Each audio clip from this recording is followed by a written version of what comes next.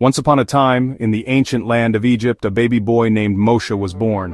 This was a dangerous time for Hebrew babies. The mighty Pharaoh was afraid of the Hebrew people. He thought they were becoming too many and too strong. So he made a terrible rule. Every newborn Hebrew boy must be thrown into the great river Nile.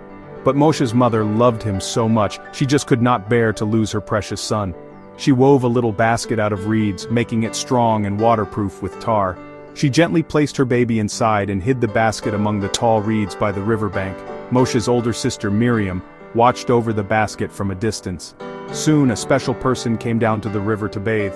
It was the Pharaoh's own daughter, a princess. She saw the little basket floating among the reeds, and sent her maid to bring it to her. When she opened it, she saw the baby boy crying, her heart filled with love and pity for him. She knew he was one of the Hebrew children, but she decided to save him. Miriam, who had been watching everything, bravely ran up to the princess and said, "Shall I go and find a Hebrew woman to nurse the baby for you?" The princess agreed, and Miriam quickly ran to get her own mother. Imagine the joy Moshe's mother felt. So, Moshe grew up in the grand palace of the Pharaoh. In the quiet land of Midian, Moshe started a new life. He became a shepherd, taking care of flocks of sheep for a kind man named Jethro. He married Jethro's daughter Zipporah and had a family. For many years he lived a simple, peaceful life under the wide-open desert sky. The grand palaces and busy cities of Egypt seemed like a distant dream.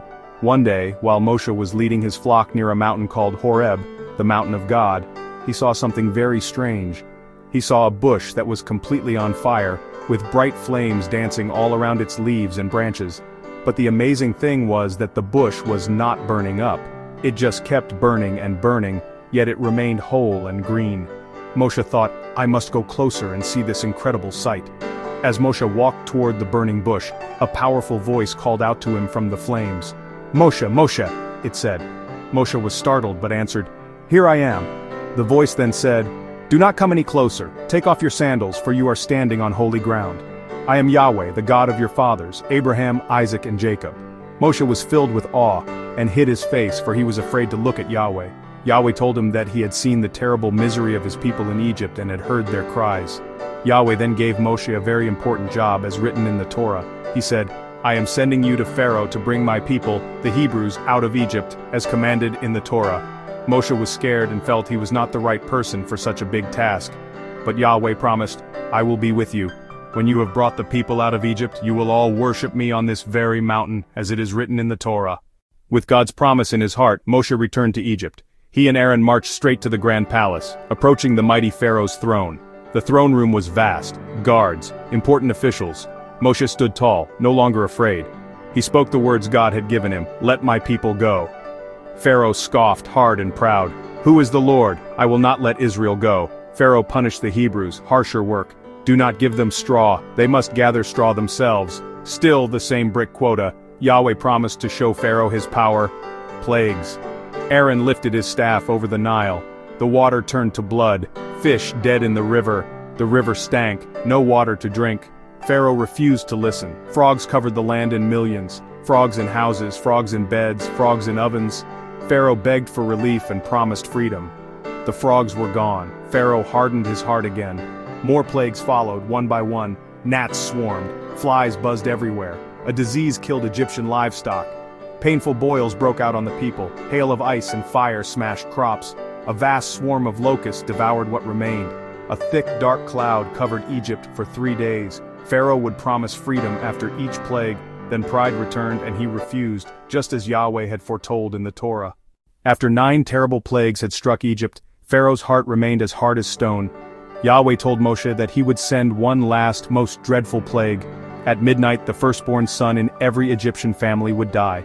Yahweh gave the Hebrews special instructions to keep them safe. Each family was to take a perfect lamb and mark their doorposts with its blood, as described in the Torah. That night, everything happened just as God had said. A loud cry of grief rose up all over Egypt, for in every Egyptian home, someone was dead. The terrible loss finally broke Pharaoh's pride.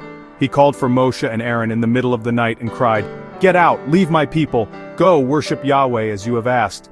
The Hebrews did not waste a moment. They gathered their families and their belongings and began their journey out of Egypt, finally free after hundreds of years of slavery.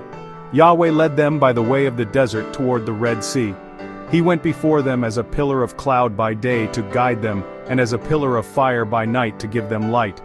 But back in Egypt, Pharaoh's heart hardened once more. He regretted letting his huge workforce of slaves go free. He gathered his army, his best soldiers, and 600 of his fastest chariots, and thundered after the Hebrews to drag them back to Egypt. The Hebrews were camped by the edge of the Red Sea when they saw the dust cloud of Pharaoh's army approaching.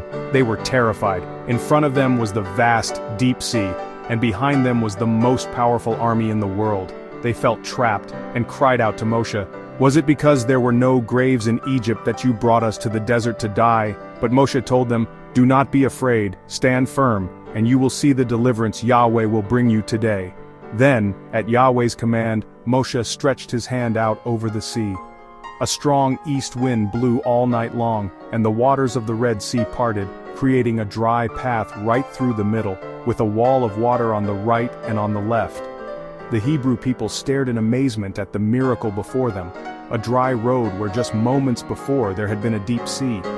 With the sound of Pharaoh's chariots getting closer, Moshe led them forward.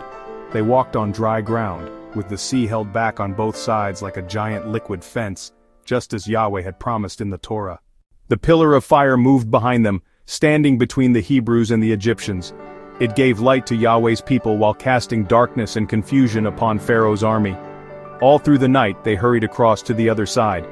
When the last of the Hebrews had reached the other shore safely, the Egyptian army charged into the path in the sea, determined to catch them.